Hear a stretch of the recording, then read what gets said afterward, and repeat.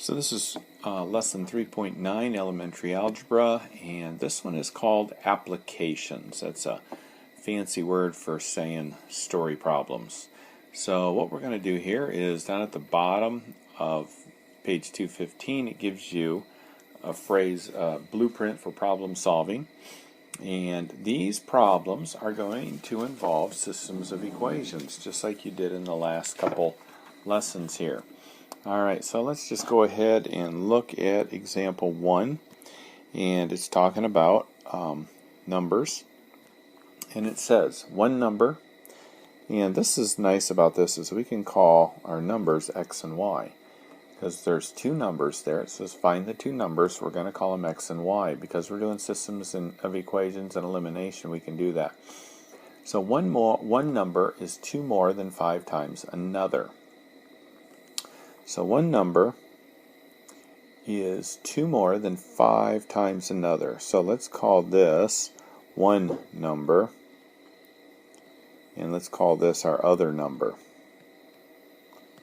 Okay, so it says one number, x, is 5 times another number. So 5 times another number. Then they would be equal. Because if this one here is 5 times this one, then in order to make them equal, I have to make this one 5 times as big, so then they become equal. Okay, so that's where the 5 times is over here. X is 5 times as big as y, so in order to make it the same, I had to do that. So let's say that, for instance, let's say that one of you is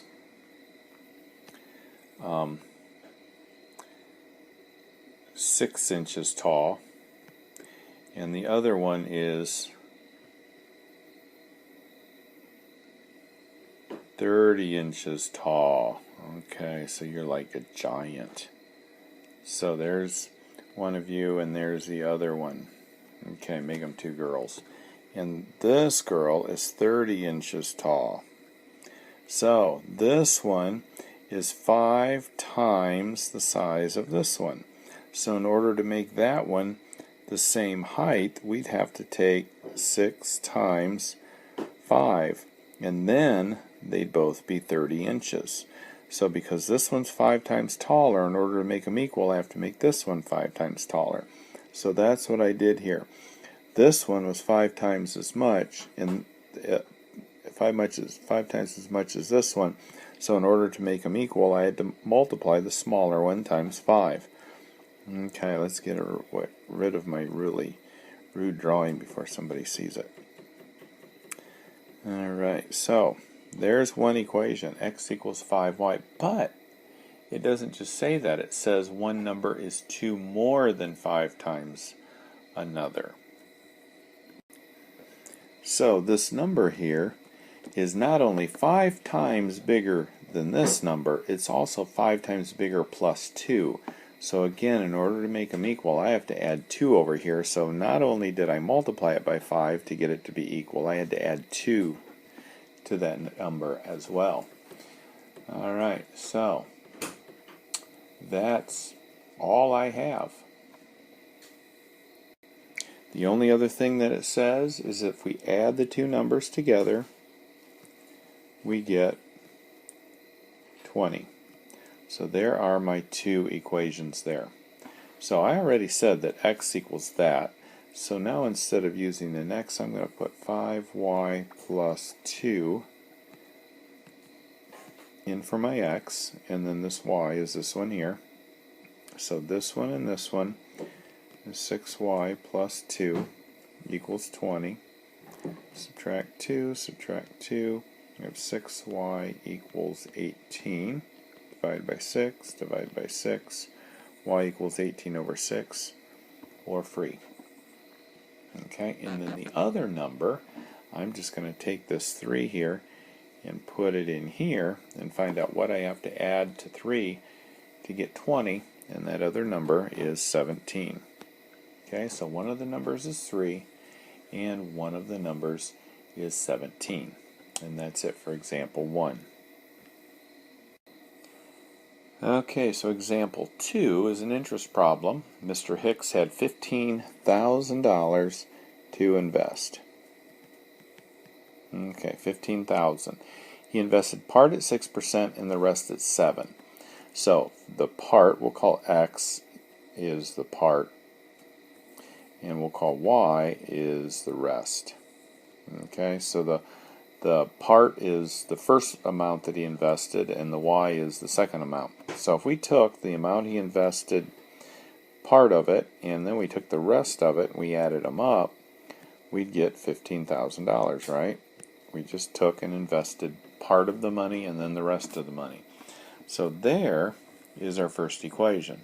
That one's not too bad. The other one is we're taking that part that he invested. So, for example, X, and he invested that part at 6%. Okay? And the rest he invested at 7%. So you have to take the amount times the percent in order to find out how much money he made off that, how much money he made off that. Because it says that if he earns $980 in interest, how much did he invest at each rate? So we're looking for X and Y there. Okay, so when we take the amount of money he invested times the interest, we take this amount of money he invested times the interest and we add them up, we get the total amount of interest that he made off of that. Alright, so you can't do anything with percentages, so remember you have to change these to a decimal first before you can do anything with it. So there's one equation, and there is the other equation. So we're going to take this top one, set it equal to X.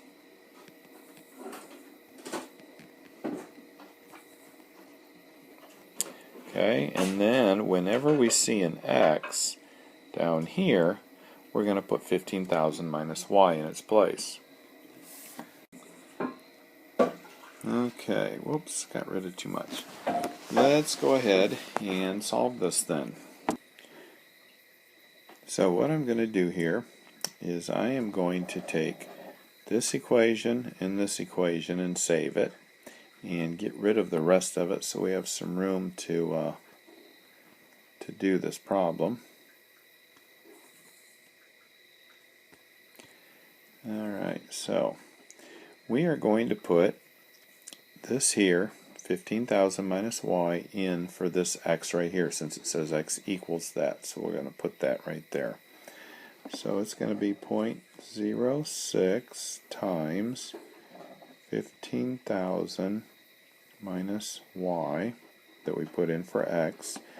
We didn't do anything with the 0.07Y, didn't do anything with the 980, so we'll leave those there.